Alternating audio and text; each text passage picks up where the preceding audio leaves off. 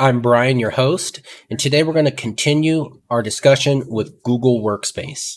So without further ado, let's say you're in the situation where you're just tired of Office 365. Google is free, and I know that when I tried to use Microsoft Office without an Office 365 account, it wouldn't let me edit the Word files. For simplicity, you could transition over to Google. You already have a Gmail account, and then you could start using their version of Word, PowerPoint, and Excel.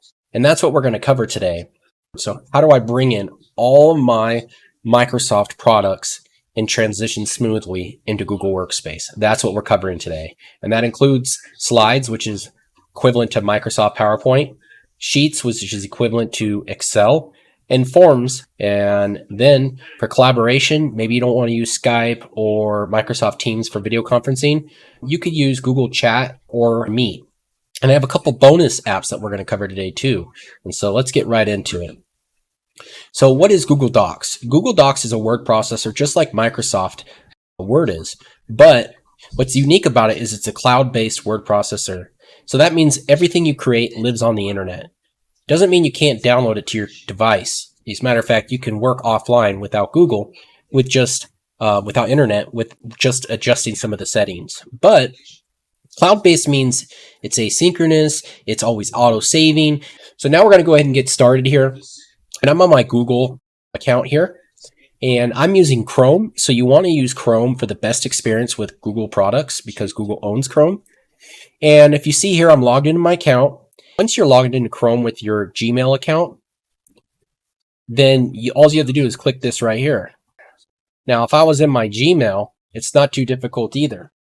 I'll see all my quick apps here and then all the apps up here. So we said we're going to go to Docs. I said this is geared towards switching from Microsoft to Google. So let's go first with how do we import a document. So you're going to go to File there, or you click the little icon there. And if you want to add a new file, just go to your drive. Alternatively, you can just go here and start implementing all your files and switching by going New. And you could do individual file upload or folder upload. So let's say you got all your files on your computer and you just want to get them all over in your documents folder. You can go right into folder upload. And so when I go into folder upload, I'm prompted with my documents folder here, and I can just click upload this.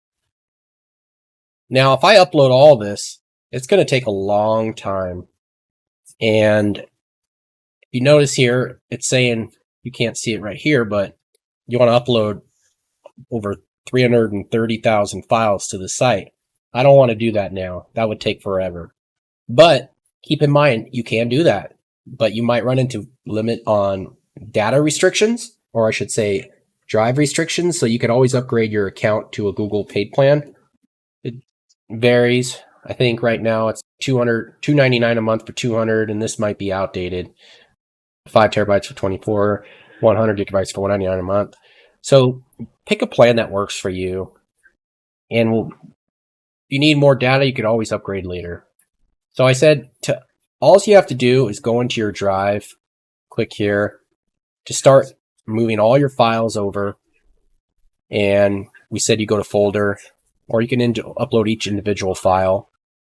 And so if I upload a file, I'm going to start by uploading, let's see here, a document. And let's see what I got for documents here. I have right here. And if you ever get this prompt, what it means is it's just saying that you've already uploaded this file into your drive. Do you want to keep both files or replace this with the file you already have? I'm going to replace the existing file, but you could keep both files. It just might be confusing if you got two versions of it, the same name. Now it's going to upload it. And once it's done uploading, you'll see right down in the corner here, that it's been uploaded. And this is version 2. I'll open it. And if you see here, everything's been transferred into Google, and all the formatting looks to be correct. And so that's going to be pretty common. As long as you don't have any special word art or animations or anything like that, you shouldn't have a problem with the formatting. But when you get more complicated Word files or PowerPoint presentations, then you might lose some of the formatting. But again, you could just re-edit it as you would want to work for your needs. We covered before how to create a Google Doc, but the whole point of this exercise is to show you how to switch from Office to Google. And I will cover briefly in this tutorial how to create a Google document just for your own information. If you're wondering where to find more information about this, all you're going to do is go into your search browser and type in how to create a Google Doc. And so this is the best way to get support right from the source, is use this. It's the support.google address. And from here, you're going to go create new document on your computer, open the Docs home screen, and alternatively, click this link. And in the top left, start a new document, click blank with the plus icon in the document. Or you can just click right here. But for the sake of this exercise, I'll walk you through it. And then we're going to click here, click Docs, click the plus icon, and there you can begin editing your document. But there's something I think you'll find really neat that you don't normally see because we may overlook it. And that's this Start a New Document template gallery. So in a template gallery here, you don't have to necessarily start from scratch. So let's say you want to write a letter to your employees. You can click letter right here, and you can give it a company name, Brian Photography Group, and I am the president, and Brian Hennessy. Put my address, my phone number, and let's say I want to change the formatting of this here. And I'll give this a background, and there we go. And I can put my website, email. All right. And then the date. Update the date here. Today's 3rd May 2023. And then this could be attention all employees. And then we'll put all employees, pardon me. And so the address here, we could just leave that out because this is just a letter for all our employees. Attention all employees.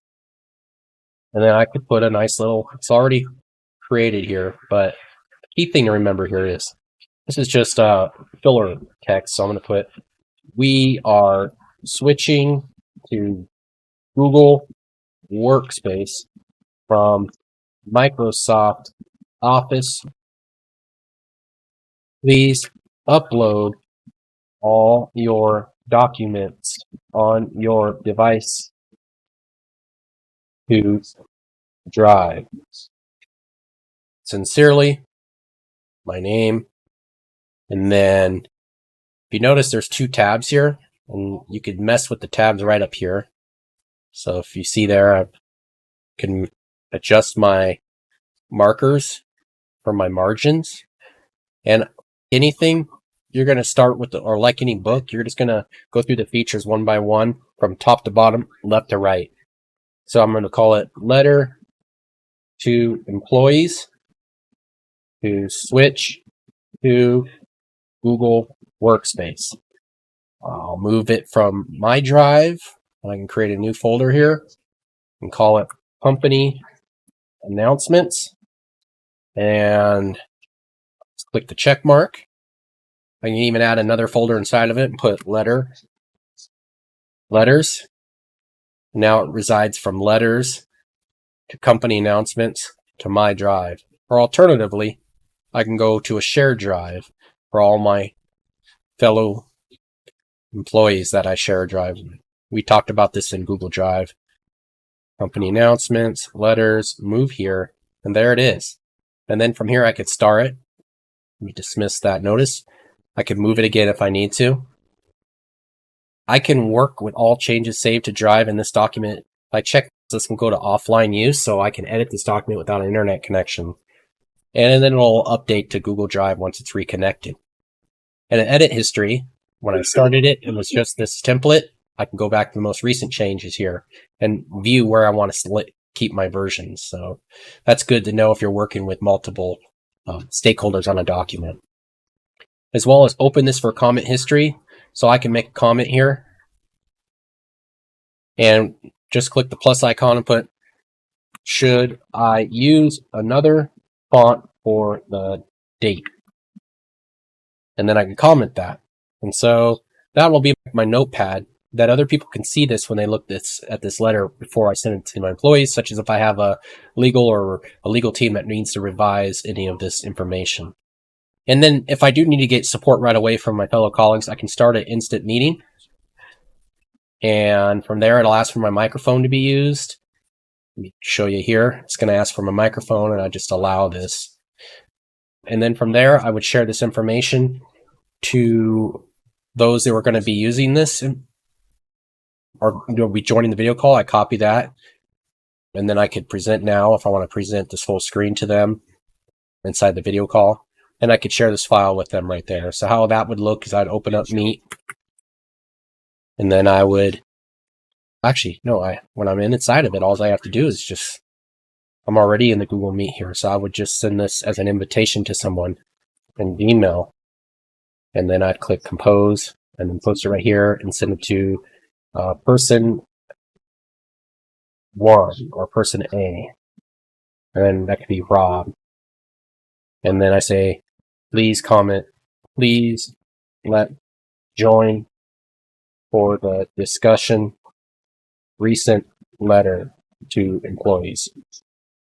And then they would join this with the Google Meet invitation. And then here we could start chatting in real time. And then you got all your other features that you could change here, such as your microphone or your speaker.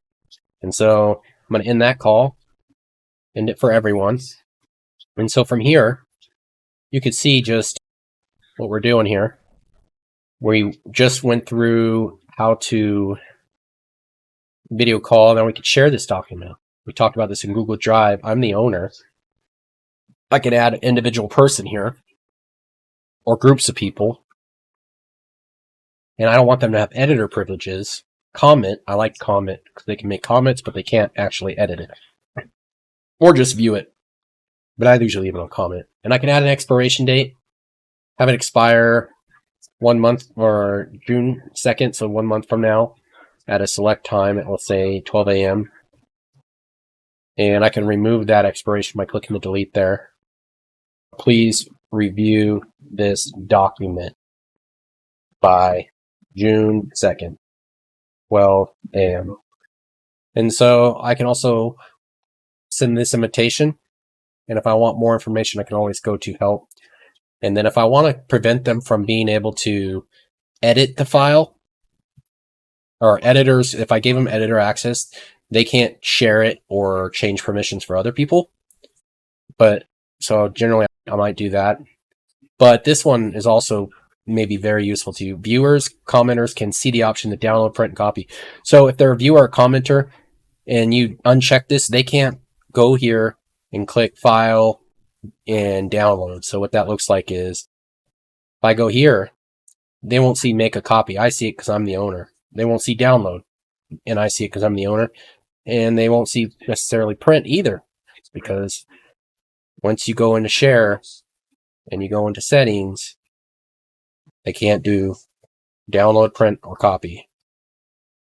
So I'll allow them to do that. And if I want to share it with a link, I just claim from restricted to anyone with the link can view, comment, or edit. I'll do comment, and I'll copy the link, and then I can share it in the email to the person. Please review. Okay, and so that's how you use Google Docs. And as far as the other features are concerned, you can undo, redo, print, spell check, paint format, change how much you want to zoom in on the document. You could change something to a to a header. And so I can give it a title or make it a subtitle, which means it's bigger. And I can get rid of that background there. All right. So then we have, where are we at? Heading. You can change the font. But again, I have to highlight it to change the font. And so you see there. And then I could also increase the font, decrease the font, italicize it, underline it, change the color. Of course, that will make it almost harder to see. And I'll just undo all that. And then you could also change something, make something a hyperlink. So I'll make this a clickable hyperlink, my email there. And I could get rid of that blue color and the underline. Make it that color. So now if they click this, automatically opens to send an email to this person or looks at their contact information if they're on Google. And then also you can insert comments, as we talked before, another comment in this document. And on comments, you can also, let's go back to there. You can use the @ symbol, and I could add Rob and then send this to him and assign Robin to look at this comment. Okay. So that means that they will be able to add people to this discussion and send an email to this person saying, hey, look at this part of this comment here and tell me what you think about this document. As well as you can insert a picture.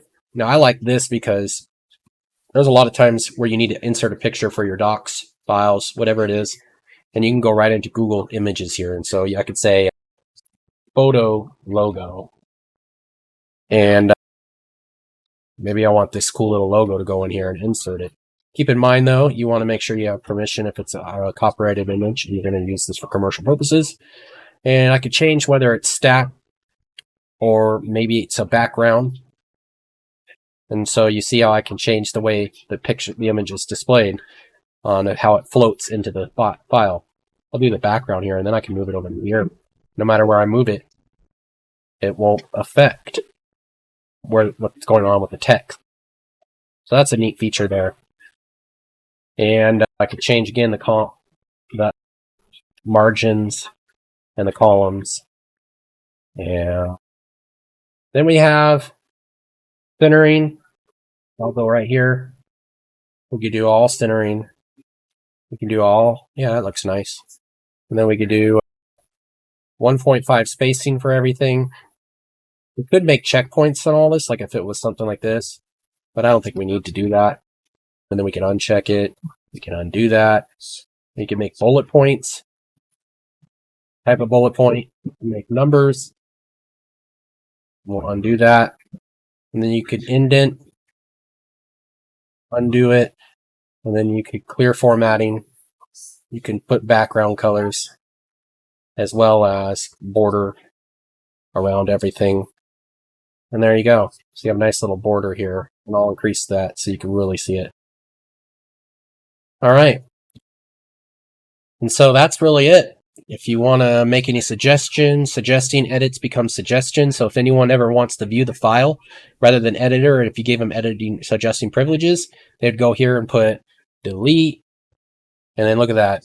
They want to recommend delete this information and then go staff. So I could go here with someone else, like Rob was in on it. You can just click that and move to staff. This, I could do that. You see how it's altering it. And this is all done with the date. And that's how you could work in a file and make it collaborative. And that really sums up how to use Google Docs. And in the event you need more features, remember, all you have to do is go right into the help. Where's the help? It's right here. You can get help right on there. And so let's say I want to get help with how to draw columns, how to add, delete columns in a document. And then it goes right through here. You click Format Columns, and more options, and Apply. So you go, where would that be? Click Format. And they said you can go to Columns, but we need to find out where we would be going there. So Format Columns is grayed out. The reason might be is, let's try a new file here. Format Columns is back here. And then we can go more options and then decide how many columns we want. file. You got all your options here. You can share, email, download it, change the type of file that you download it to, such as you want it into a PDF. You can rename the document or just click it right here. You can move it to the trash, check out the version history, make it available offline, which it already is right now. Details about all the information on this document, such as the owner, the date it was modified, and the time it was created. And page setup, when you go to print, save it as a PDF. There's a lot of things you could do here. And this settings for all the printing will be dictated on your browser. So I'm on Chrome. And edit, find and replace is a fun one because I can find my name and it'll find it. And I can replace it with staff. Replace all. Again, we did that edit. And so here I just click this and then I replaced it all right there. As well as view, full screen. Isn't that nice? Dismiss. Push the escape button here. I'll go back to here. Press escape to show controls. There you go. Now we're back here. I can insert emojis, charts, drawings, images, drop downs, footnotes, building blocks, roadmap, special characters, equations, watermarks, headers, pagers, page numbers.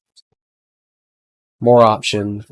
Put it on the footer number, starting position on the header or on the footer, or show on first page, or don't show the page number on the first page and start at page 2. Then click apply. And so it's not going to be there except on the first page, or I can change that to start at 1. And so you get a lot of functionality just by going through here. And format, we already mentioned all that. We can change the page orientation to landscape, as well as go in the tools. We can make citations, APA, add a citation source.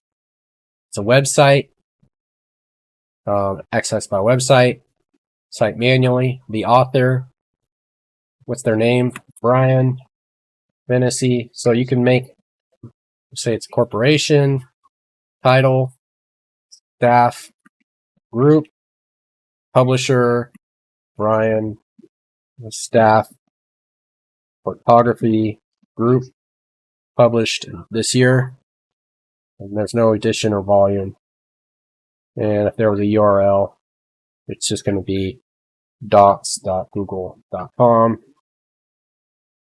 And check that out. It gives us a nice little way to make citations. Pretty cool. Yeah. Insert references. There's my references. There's my site. That's how you do in-text, citation, and this is how you do references. And so there, it just goes on and on. You could do voice typing. You could do linked objects. So if I made this into a hyperlink, I can just go back to form tools, linked objects, learn more, and then it tells me how to link to different sheets. So there's really cool things you could do with inserting charts, embedding tables and slides, and so on. And that's all could be done by right-clicking, and you can even do image options and rotate, recolor, adjust. But what I like is when I go into, you could turn this into a hyperlink. See where I got that here, right here. Place image, if I want to replace it, image options.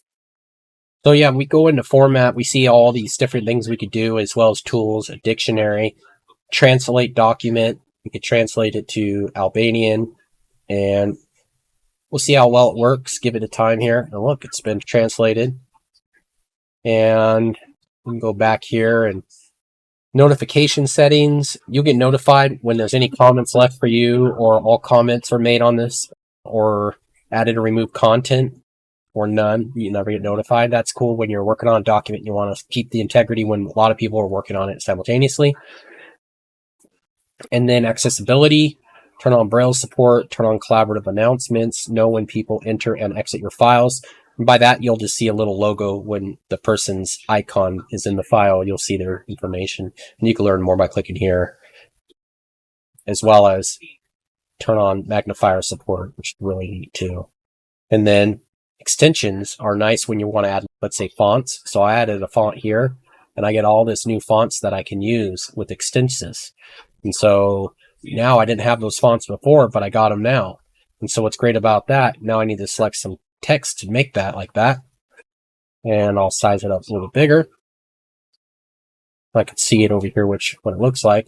And then right here, increase the size. And there you go. Now keep in mind, when I do the font, the other person on the other side would have to have that font installed. Otherwise, it'll resort back to a regular font because it doesn't recognize this font until you've added this extension. So to get more extensions, you can go get add-ons, and you could find like new fonts, or how about, let's say, yeah, let's try fonts. You click here, you get Extensis, Magic, Trelson, and so on. And you could integrate with Microsoft Adobe too. So this is nice if you want to install it and make features that are available in Adobe Acrobat available into Google Docs. And so how that looks is I could connect all here. I have a Google Adobe account. I'm sorry, I have an Adobe Acrobat account. And so I can open and do e-signatures right in here.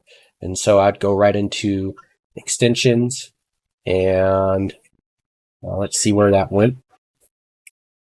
Add-ons, and we said it was Adobe, so it's installed. And then from here, I can see open with Adobe Acrobat for Google Drive. And then from there, I can start editing PDFs and with all the features, or some of the features of Adobe Acrobat, such as e-signing. Yeah, I think this is a great way of alternative to Microsoft Word. So we just covered now Google Docs, and with Google Docs, you saw what we're capable of doing, as well as some of the features you may not have had available in Microsoft Office, Microsoft Word specifically, and you could collaborate with your people in real time in such a manner that they don't have to have a Microsoft Office, they just need a Gmail, which is free. So now we're going to move into Google Slides. Google Slides is replacing PowerPoint. What I mean by that is you don't have to use PowerPoint if you don't want to. You have a Google account, just transition everything to Slides. It's their cloud-based presentation app. And some of the elements that you're going to see probably that would affect you in a negative way would be if you use some fancy animations like slide-in animations or word art. Those are typically going to be lost, but it doesn't mean the document's not able to be workable for you. It just means that everything that you import that doesn't have a feature in Google Slides will just become text, plain text, with still the color and size formatting. It just won't have the nice drop shadow and stuff. So yes, you're missing out on some functionality, but that's at a cost, actually at a zero cost. So that's what you're getting, is you're getting no charge from Google Slides. So to get started with Google Slides, we just go into our apps button here. We go right to Slides, and from here, and if you want to figure out more, you could always go into Slides Support Google if you're lost, and then here support how to use Google Slides, and then you can go right through here. Open Slides at the home screen. You click here and click plus, or alternatively you can click here, and then you can start editing and get all the support on the articles here. So we said you just go right back into here. We got there by going here. Blank. We could create a blank one and then start manipulating it with themes. Or what I really like is going into Google Slides and looking through the template gallery. And so if you're a university, chances are you have some university templates that are exclusively for you. But these won't be listed here if you're under a free account. But you'll have all this general, personal, maybe you want to make a party invitation, wedding, yearbook, recipe showcase, your work. Basically, you get some basic templates, and you could always find more online just by typing in Google free slide templates. And I would go to a reputable company if you're going to buy templates. And then from here, you can get ones for education and so forth that you just download. And then when you go into your slide presentation, you'll click here Actually, let's go right back into slides here. Let's say we're starting from scratch. You go to File, and you go to Import Slides. You can open a file, or you can just import slides. So either or. And you can go Share Drives, My Drive, Upload from your computer, or Shared With Me, or Recent Ones. It's a great function. It's pretty simple to use this. It's very similar to Google Docs in the sense that you get a lot of the same functionality. But the biggest difference here is, like, you can add audio and video, and you can get into word art and draw on lines. So these are the biggest things that make the difference. The format is going to be relatively the same features. The slide, you can do duplicate slides from the background, edit theme. So it's just enriched with a little bit more on the aesthetic side compared to Docs. You can do speaker notes too, and inactivate accessibility to turn on Braille support, clever announcements, and screen magnifier. You can learn more there. And finally, you got tools. We've seen this already. It's very similar to Google Docs. When you went into tools here, it's almost identical in many ways. And then finally, you have extensions to add on. So maybe you want to get add-ons and then try to find templates. Slide templates. And Pear Deck, that's used for schools. That's pretty nice for teachers to get place slide templates. Slide kit templates, you can right here. This is probably the safest area to get templates without getting malware on your computer. So you go into extensions, and then from here you can look to see which extensions you like. And then you watch the video there. Look at when it was last updated. That'll help tell you if it's something that's fresh and new and how many people download it. And of course, the ratings, 4.1, it looks pretty strong. And you can always undo it by managing your apps. Alternatively, you got all of them right here, and you could just go through and you could start it, get help. But you can manage add-ons as it said right here. And then you could start uninstalling. So these are all the add-ons I have for slides. And I can always get more help by typing in like how to add animation to objects. Or just type in animation.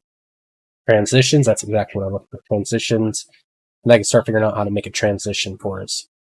Alternatively, title, you could just say click it and then put animate here, flying from left on click, and then you could click play on click, slide it in. And that's pretty much it. And you can add your speaker notes here. So as you want to talk on your slides, and then when you go to play it, you go to View and Slideshow. And that's PowerPoint, and that's transitioning you from Microsoft PowerPoint to Google Slides. So just remember, Google Slides is not as feature-packed as Microsoft PowerPoint, but you have a lot of functionality that you could do that would get you by, and actually do more than that when you think about collaboration with your colleagues. Our next app that we're going to talk about today is Google Sheets. So Google Sheets is cloud-based, and the advantage point of going cloud-based over Excel is Excel can be uploaded through Microsoft OneDrive. So in other words, all of Office can be saved on the cloud too, on their cloud called OneDrive, but it has to be enabled on your device. And what if other people want to edit the document and they don't have Microsoft products, then that's where Google Sheets, as long as they have a Microsoft or Google account, they can edit the sheet. But keep in mind though that some of the features on Excel may be more exhaustive and may not be functional in Google Sheets, in which case you could always download a template from someone else who already created it. Now, I'm not super proficient with Excel, so I tend to lean on spreadsheet templates. So in going through, I would start off with here and going to the Google app icon, and I go to Sheets, and then I can find a template in here, like such as maybe a invoice creator. That's probably the most common for businesses, and like this one here. And all I have to do is type in my company, give all this information here. And then I notice one thing here is it doesn't have a tax allotment. So that's when you might start going into the extensions right here, get add-ons, and go invoice. And you could send an invoice. And this has 97,000 people downloaded it. It's got a real high rating. And so I'll click that. Install. Needs my permission. I'll use it on this. And again, I can always remove these apps. And I'm done. Now what can I do with it? Let's go back to Sheets. And blank one. Create a blank one. And I'm going to go to my extensions. Remember, you could always go right to like Google Docs is, and go left to top to bottom on all the features. But I've said we're going to use this as an invoice.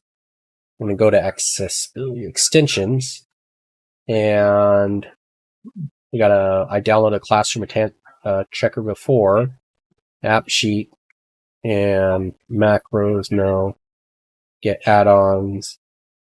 We'll do Excel invoice. So mail merge, we got some other ones here. It looks like the invoice one I had may have been a Google Docs invoice. So let's see, what's other than an invoice, because you could do that with Docs. What else would you use for Sheets? We'll just type in Sheets templates. And templates for Sheets, thousands of premium. You do charts and money trackers, and this might be the one I would check out. Continue, and I'll give it permission to install. And so I'm going to access it by add-ons right here. That's what it's saying. Close this, and so I'm going to go into Tools, Extensions, Add-ons, Templates for Sheets, Browse Templates. And so here, I got all the templates I'd want, like calculators, budget, calendars, inventory, menus. So let's say it was something like a timesheet. That one's probably going to be good. Or let's go to work. See what we got coming up here. Let's type in invoice. No, search result for invoice. Give a worksheet estimate. All right. And then here, saying I get a free 30-day trial or I pay $1.99 a month. Are there free ones? Yes. But I tend to either going to create my own or I'm just going to pay for one. I don't like to try to download free ones from off the web. I try to find something that's in the extension add-on store. And the reason being is because then I don't have the risk of dealing with malware.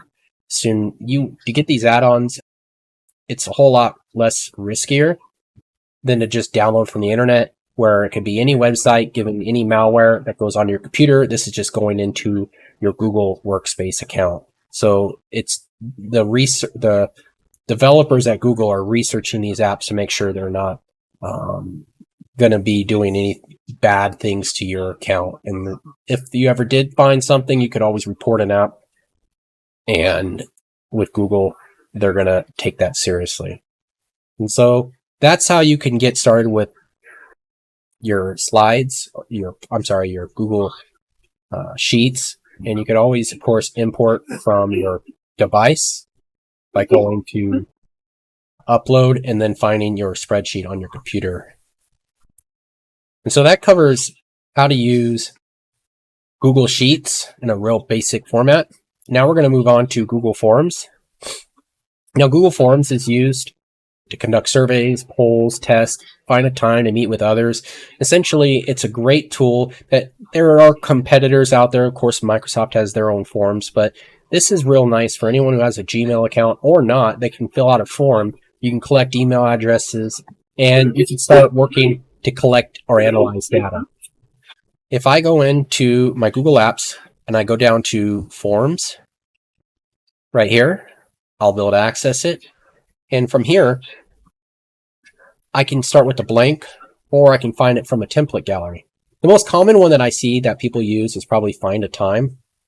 And this would be if you're trying to find a time to work with your colleagues, something like, what time should we meet for breakfast?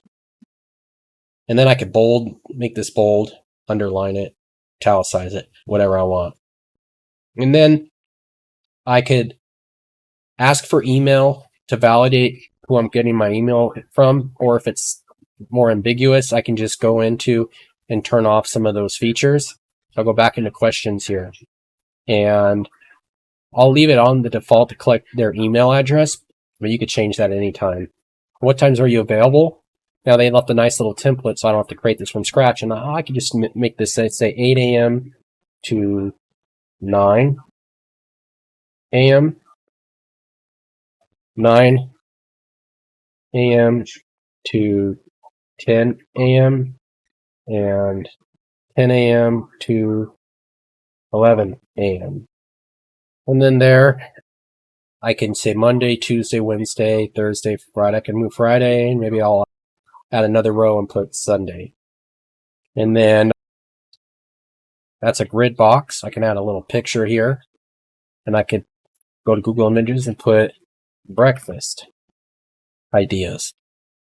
Insert that. Now it's got a little breakfast icon there. It looks real nice.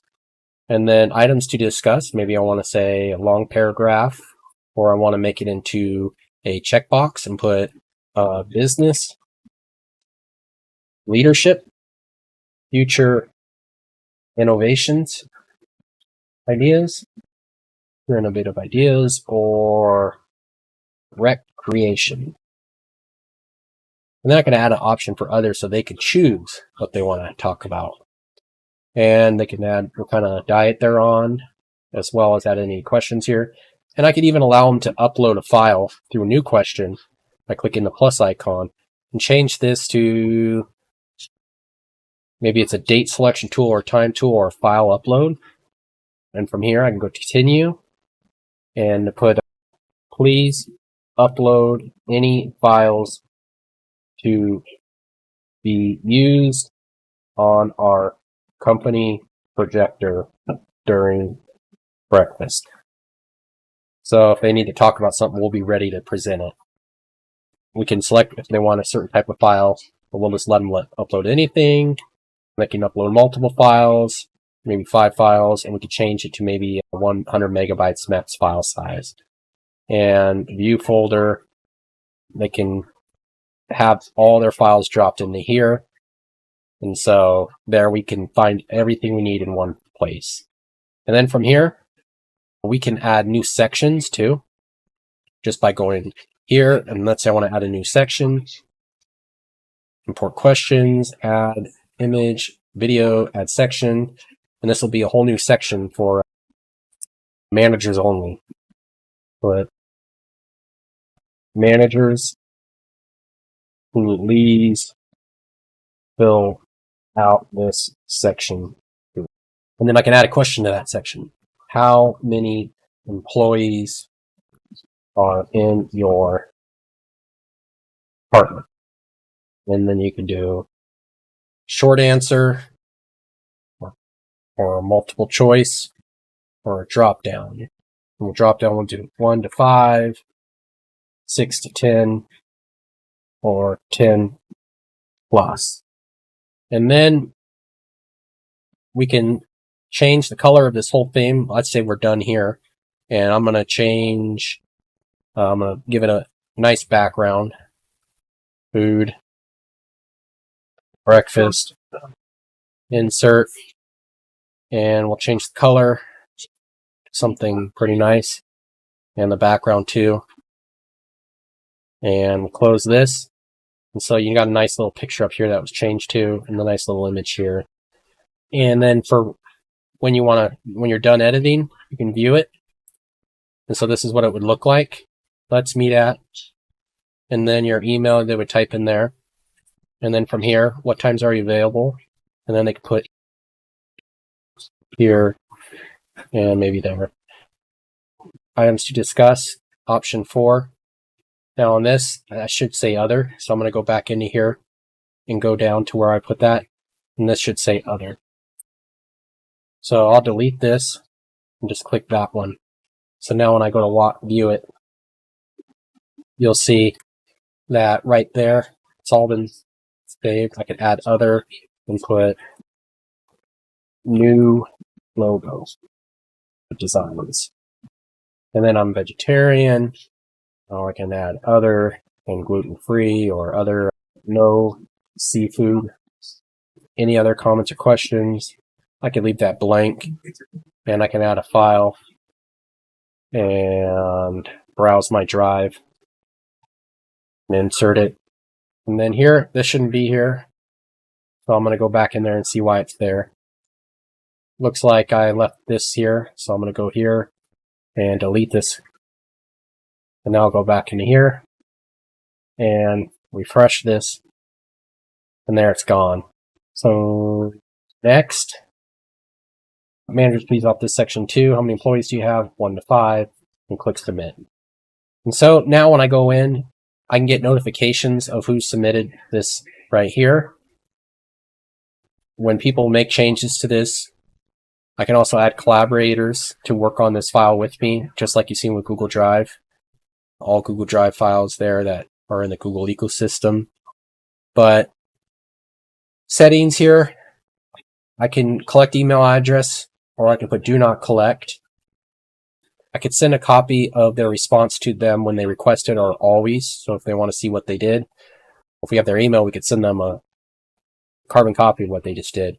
Allow response editing, so they can go back and change it if maybe they don't have a specific answer yet, or they need to re-upload a file. They can do that. Restrict users to inside your domain or in the 8 FHSUs for my university. And I can limit to 1 response, yes, and then up to file size for each one. Presentation, how is it presented? Show progress bar, shuffle question order. If it's shuffling, that can help for quizzes, or show progress bar tells them how far along they're on the process. 50% of the way done if it's multiple sections. Show link to submit after another response. So to submit another response if they want to submit another one. Confirmation, thank you for completing this survey. See you for breakfast.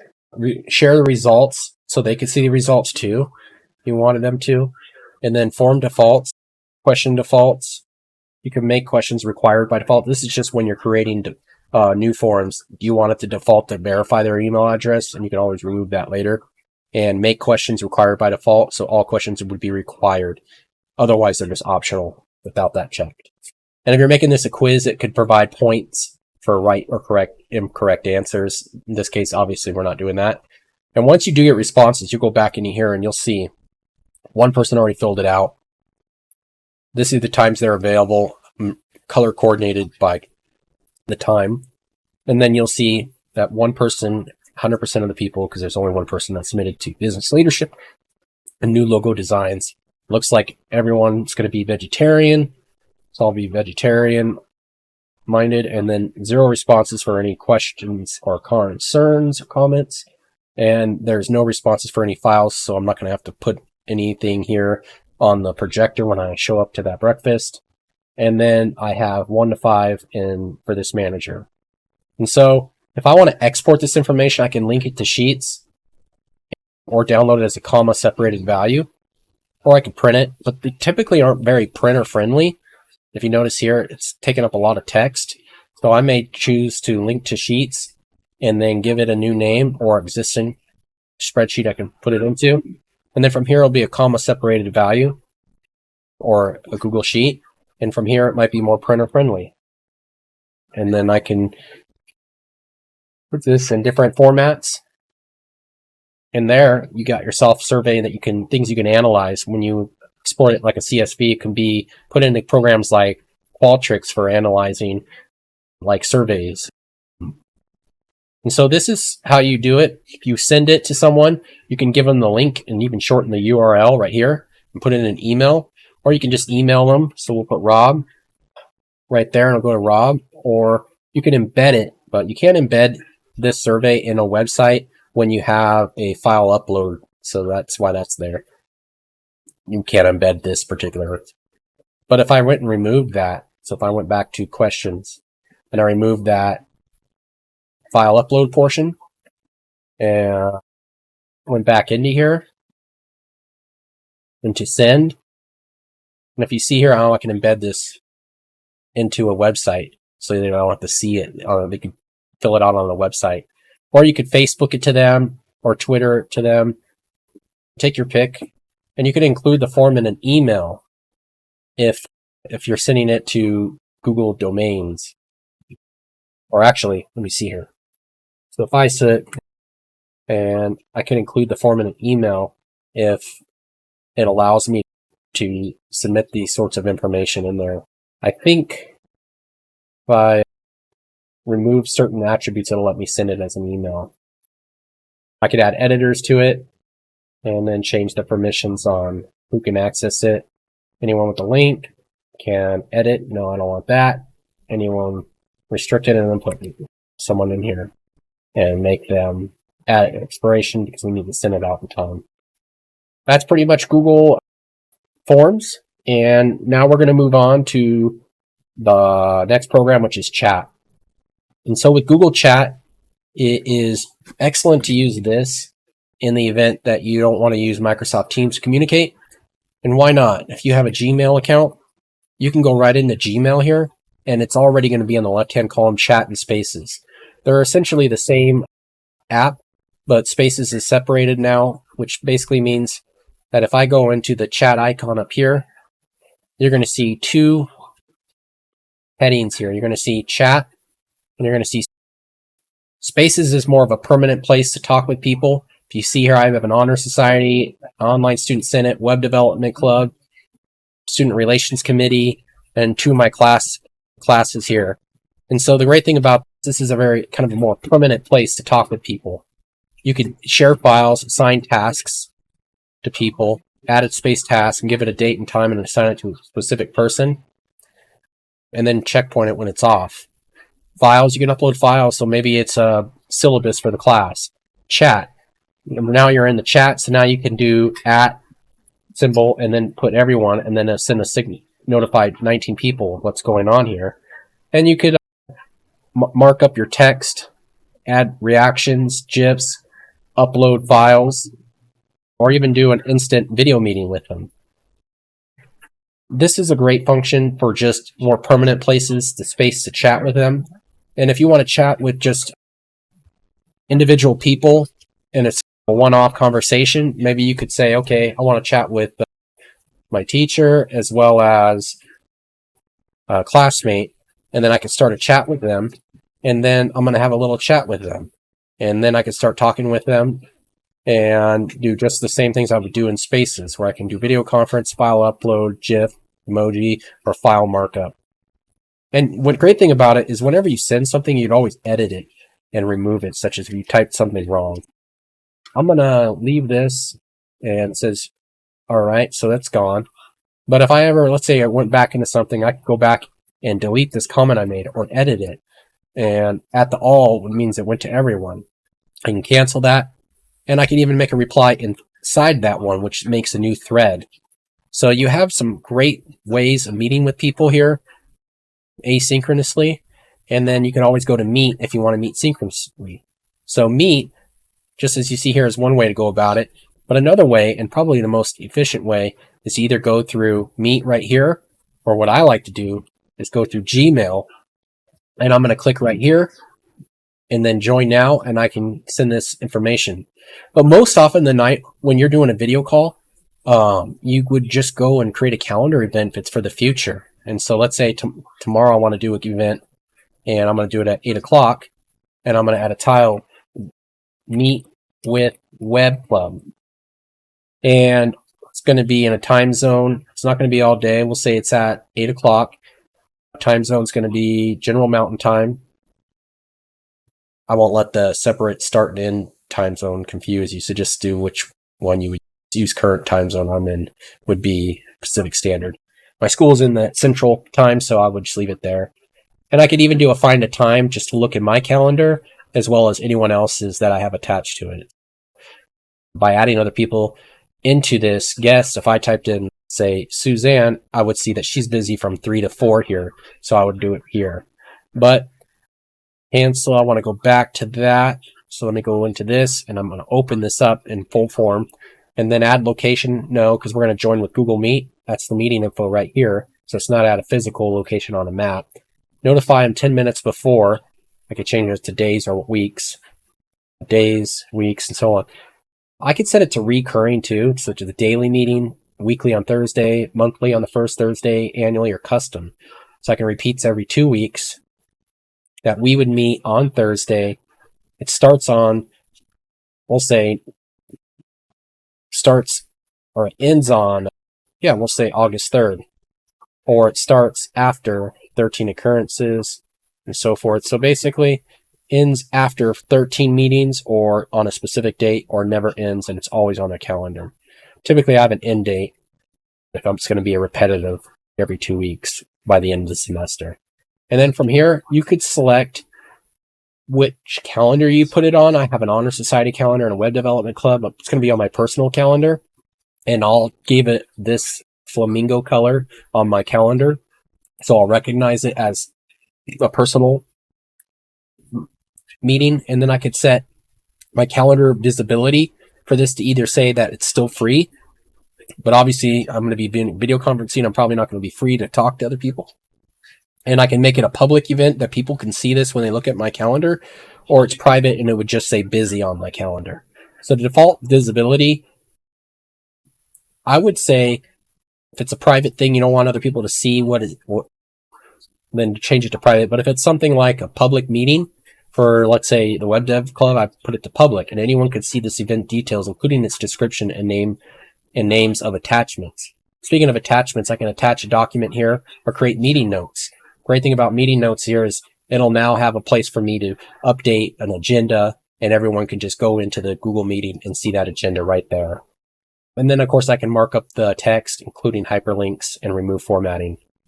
And then, so please review the agenda notes included in this meeting. And then I add more guests too, as needed later on. And then suggested times, it can give me times that it sees that all participants can attend according to their calendar. And again, that may not work, so you can always you can send out that form for Google Find a Time, whatever you want to do. And you can always allow guests to modify the event if you want them to be able to make adjustments, if you trust them. It looks like here this person's outside working hours, so I probably don't want to talk to them now. If I'm ready to go ahead and send it, I just click this send right here, and they would get this notification. And it's pretty straightforward. So it would show up on my calendar, and I'll get a notification. I'll go ahead and remove the guest here. And if I click save, I would go in and see that, let's see here. There's the flamingo right there. And I could join with Google Meet. But when using Google Meet, you would just click join now. And that takes us right into how to use Google Meet. And so let's get right into that. And so Google Meet is a video conferencing platform for your colleagues. It's got built-in closed captioning, and you can chat right in there. The cons is if Microsoft uses Teams, so you're going to make sure that all the functionality that you need would be there. Generally speaking, there's a lot of functionality you can do in Teams, Microsoft Teams, but you could do a lot of functionality with Google Meet, such as we'll start from top to bottom. We'll dismiss this. I have extensions installed. What do I haven't? You can't see this. Let me go through here. So it says here, I'm prompted with I have extensions installed that may affect the quality of my call. That is something I have because I have downloaded a third-party app, and you see it, this little owl up here. Let me see if I can show you that. And this owl takes attendance. It's a plugin. So if I go into here, I have this auto attendance with Google, and Meet. So this is an add-on that I put in my Chrome, in my Google extension. And so I can open the meeting history and see who's attended this meeting. It's really neat. So that's why it's getting this prompt here to say that it could be affecting my quality of my call. But in general, it doesn't really affect it. So on top of this, I can mute my phone. I can, in my display, my video, you see here I'm still talking. That's why this is prompted right up here. I can add closed captioning too. You see that showing up here. And in my closed captioning, I can change the language too for the closed captioning. And I can also add emojis, such as yay, claps. Claps goes by over through here. I could share my entire screen or a window or a tab. So a window I can share, let's say I want to put my screen on there to share with participants. And now they're going to see my screen. And then from here, I could stop presenting. And then I could turn my display back on. And then I can even raise my hand. So if I was talking, if I wasn't the host, they would be able to see my hand. And then when I would lower it once I've been called on. I'll close my emojis. And I also have some other, if I want to share this with my friends, I can copy the meeting note, the meeting link here, and go in and share it with someone else. As well as copy the meeting info to put it on my calendar. And then notes, we just said we have a notes here, so the attendance is here. I could put Brian's here. And then action items, discuss, web, dev, club, meeting times for next semester. And then notes, where should we store our files? Google Drive. Perfect. And so there it is. And then go back into here, close this here, and I can go right into other options, apply visual effects. Now it'll blur out my background. I can even apply cool little backgrounds like this. I like this one, less distracting. And then finally, you got open a picture-in-picture. So bring the call back here. And you can change the layout to see tiled for everyone who's in the call. And you can increase how many tiles up to 49 participants, or a sidebar so it'll show the person talking here, or a spotlight so it just shows the whole person. My favorite is to just do tiled because I want to see everyone that's in the call. And then I'll move this all the way to the right. And then on top of that, you can do a Jamboard and start a new whiteboard. This is called Jamboard by Google. And here you could start drawing on the board if you want to chat with people and talk about like a laser pointer here, and then add a picture. You go to Google Photos or Drive and put camera, pictures of a camera, and then I'll insert it, and then I can move it around, and I could select it, and then I could add sticky note to do, and then wear your club t-shirt next meeting. And then I could start changing the colors. Bring your favorite food. And then save, close, delete. And you could see how you can just start making your notes to really make it interactive. And then go back into here. You could choose files to upload to. We got our Jamboard file connected with this. And we can cast this meeting to our projector if we're inside a boardroom, and we can even convert this to call for audio via phone. And so if you have more questions, you can report problems, report abuse, troubleshooting help, or settings. The settings is going to change which microphone feed you want to use. So I'm using my NVIDIA broadcast. For my speaker, I'm using my headphone speaker. My video, I want to change which camera I'm using. In general, do I want to leave empty calls? This will default to leave. It'll remove you after a few minutes if no one else joins. Maybe you accidentally leave Google Meet on. And then captions, we said we could change the captions. We can enable the captions automatically. Will displayed, except when the language translation is turned on, captions will be displayed. And then reactions, do we want to allow the participants to have animations or show reactions when from others went off, your reactions will still appear. Only your own will show up here. And then sound accompanied reactions, that's probably distracting, so I'll say no. And then you have a information again we talked about. There's our meet, our Jamboard, and our notes, and how to share this meeting while we're in the call with someone else. We could add people and then save attendance. So I said I had a different attendance thing. This is something that was added recently with my third party, known as Google Meet attendance list. So that was an add-on in there. Really neat. And this will tell you all the people that are in the call, because you won't necessarily know if you don't have all their tiles up here. And then finally, you have the chat.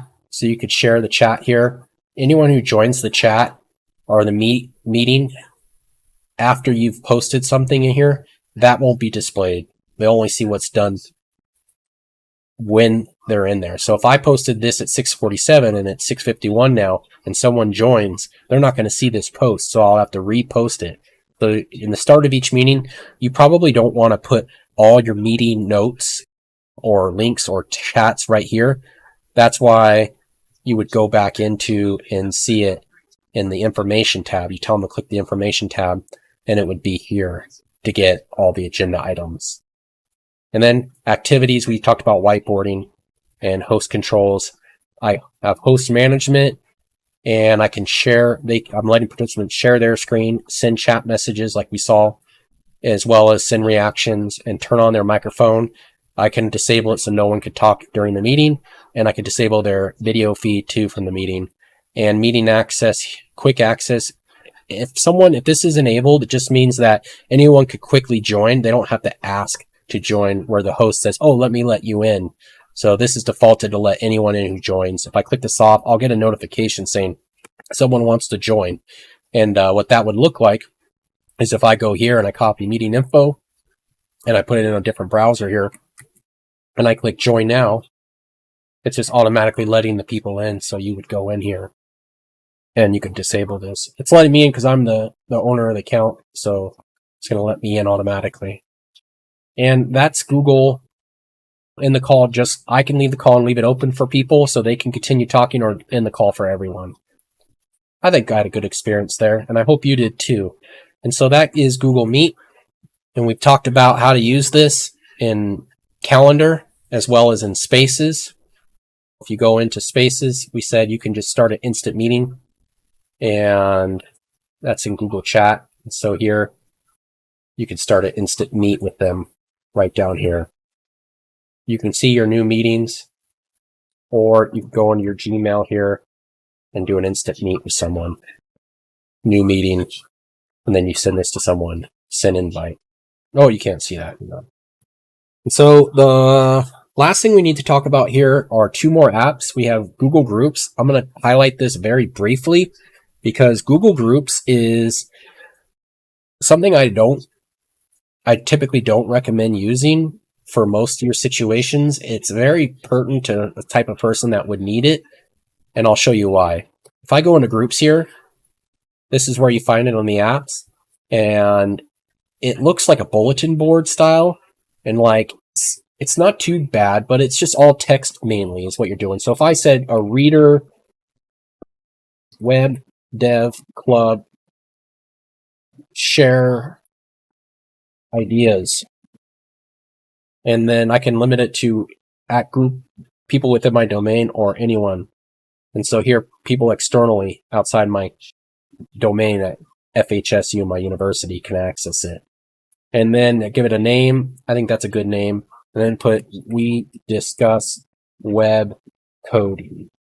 And then here I can say group members anyone on the web can join. We'll say any group members can search for the group and find it. Anyone can join it. Only invited users anyone can ask to join if they find it. So I would say anyone on the web can ask to join. And then who can view the conversation? All group members or anyone on the web, or group managers or group owners only. We'll leave it on group members. Who can post? Group members only, not anyone on the web. And who can view? Members. We'll say everyone can view them that are in the club. Next, and group members, and I can click, let's say Rob, add him, and click please join my web club forum. and directly add members, send invites to join a group. And so each email, now when I send, there's a subscription series here. And so for this subscription series, you can do each email that someone makes a post on this, they'll get a notification. That could be bombarding if everyone gets notified by email that someone made a post in my forum. Or I could just do a simple digest where they send a digest daily to them. Or bridged where it just shortens everything that was done and they can go into the forum themselves and figure out what was done. Or no email at all for notifications. Obviously, that's up to you, and they can adjust these settings too, but digest might be the best setting to highlight what was said, and then you click create group. I'm not a robot, but create group. Now he'll get notified. Rob will get notified about joining that group. And then from here, I can go to the group and I can start my conversation. What did you think Python updates today? And then I could post this message here. Share your thoughts here. And so here, remember we said that people could find this group, but they can't talk, but they have to request to join. And so I can always go back here and edit it, and delete it, or reply to the author, or forward it, or link it. But I'm going to delete it. And this is just pending approved conversation. So this is something that's nice for just text primarily conversations, but I think you get so much more out of chat and spaces that I think this would be your go-to for communication. But maybe this meets something that you like. Maybe you're more on the less animated side and you're more on the text only kind of side, then maybe this would work for you for groups. I typically hardly ever use it. And the reason being is because I like to have more animation, more graphics involved. And so that's why I suggest using groups. If it only makes sense to you why you would use it, otherwise use Google Chat and Spaces. And now we'll talk about Google Keep. This is a note-taking, very similar to OneNote by Microsoft. It's all cloud-based as all the rest of Google apps. But with the key thing to remember is, if you use Google Keep, you're going to go here and search for the Keep app. There it is right there. And from here, all your notes are going to be put into here. You could create a new note. It's pretty straightforward with reminders and give it subjects. And so to get started, I just would take a new note. Let's give it a title. Tomorrow study plan. What should I do tomorrow for homework? And then I can add a reminder later today. I'll figure this out tonight at, we'll say, 9 o'clock, custom. And didn't save there, so let me figure out what happened. Set a reminder or night or custom does not repeat. I guess it doesn't really give me a way to put it a specific time other than just day, night, or time.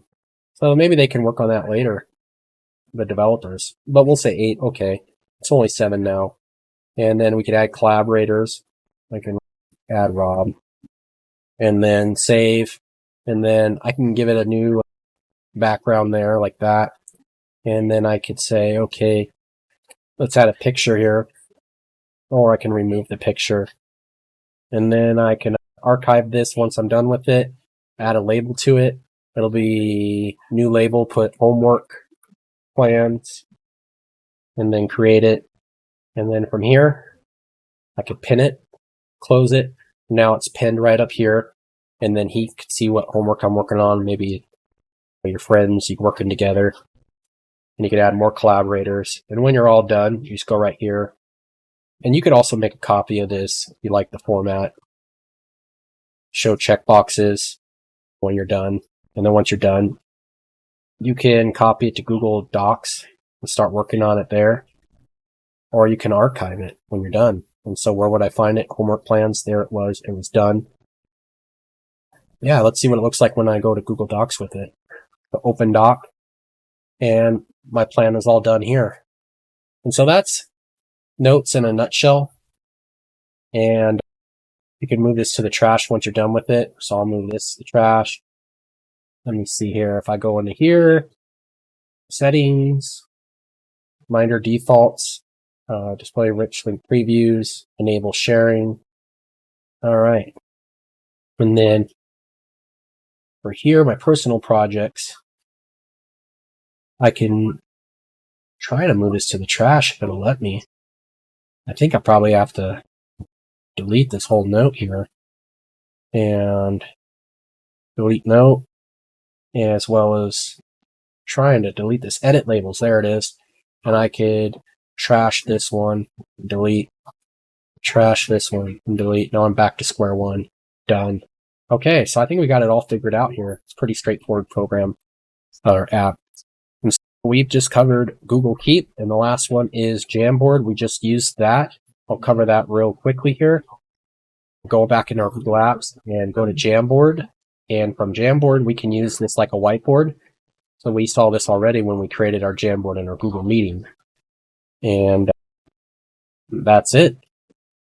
We've covered a bunch of apps today, and we're just going to recap what we've talked about. We did Jamboard, we did Google Keep, we did Groups, we did Google Meet, Chat, Forms, Sheets, Slides, and Docs. That was our agenda today. So we were able to easily make the switch to from Office 365 to Google Workspace.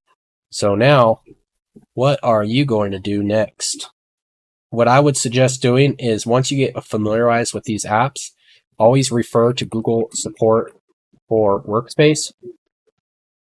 And so Workspace has a lot of functionality beyond just what you would see in Gmail. And so make sure that you check out the forums anytime you're in a Google app. You can find out how to do that by going right into the little question mark here and help, or you can go right into training. And you saw the training icon right here. And so everything's available for you to learn at your own pace. And then we talked about, if you have Chrome, adding extensions. I'm Brian. You had a great opportunity to learn with me, and I had a great opportunity to share what I've learned. But it doesn't stop here. Share what information you want to with me in the chat or in the YouTube comment section. And I'll see you next time.